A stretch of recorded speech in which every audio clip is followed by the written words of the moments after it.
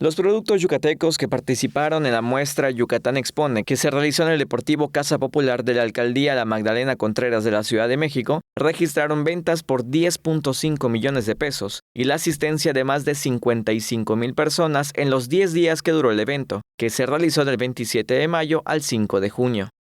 Los productos con mayor demanda fueron el segmento gastronómico, porque los capitalinos comieron 3.8 toneladas de cochinita pibil, 1.4 de lechón y 5,000 panuchos. Las marquesitas deleitaron a más de 9,000 paladares y se vendieron más de 14,000 piezas de pan y repostería, así como 10,000 botanas y 7,000 de galletas. Los micro, pequeños y medianos empresarios desplazaron más de 7,000 botellas de salsas picantes, en su mayoría de chile habanero, 3,500 envases de miel, 2,710 licores de elaboración tradicional como Xtaventún, cremas de sabores y Pope, y una cantidad superior a 8,500 unidades de chocolate.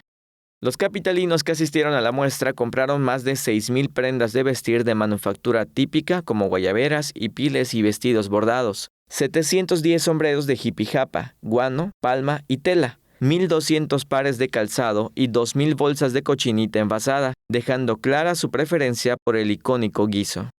Se presentó el Ballet Folclórico Juvenil del Estado, bajo la dirección de la maestra Luz María Gómez, con un programa que incluyó sones y jarabes antiguos de Yucatán, la boda mestiza y vaquería, con 25 jaranas como aires yucatecos, el guachapeo y las mujeres que se pintan, entre otros espectáculos.